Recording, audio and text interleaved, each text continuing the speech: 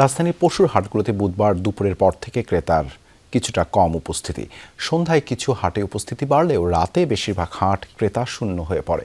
পশুর যোগান যথেষ্ট, শেষ মুহূর্তের দাম নিয়ে ক্রেতা ও ব্যাপারীদের মাঝে চলে দরাদরি। অনেকেই অবিক্রিত পশু ফিরিয়ে নিয়ে যাচ্ছেন। সন্ধ্যা নামার সাথে সাথে ক্রেতা বিক্রেতার পদচারণায় সরগরম হয়ে ওঠে রাজধানীর পশুর হাটগুলো। চাঁদরাত হওয়ায় বেড়েছে বেচাকেনাও। দিনভর ধীরগতির বেচাকেনা বাড়ে রাতে, সেই সাথে ক্রেতাদের ভিড়ও। শেষ মুহূর্তে পছন্দের পশু কিনতে হাটে আসছেন অনেকে।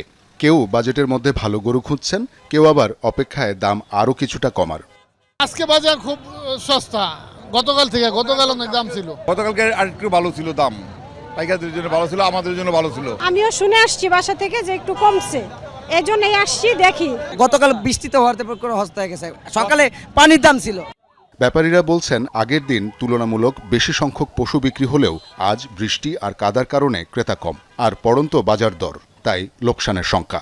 চারটা আছে, যে দাম করে অনেক লস হয়, তো আর বিক্রি করবো না, নিয়ে যাবো। এই গরুর দাম বলতেছে 45-50। আপনি চাইছিলেন কত?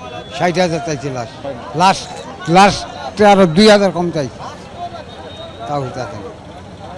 এবারের আলোচিত বিশাল দেহি গরু বগুড়ার ডনও অবিকৃত রয়ে গেছে।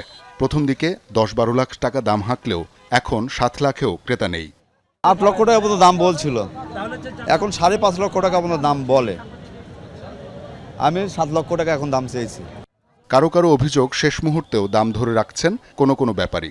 তবে সবকিছু ছাপিয়ে স্বস্তির আভাস মিলেছে অধিকাংশ ক্রেতার কণ্ঠে।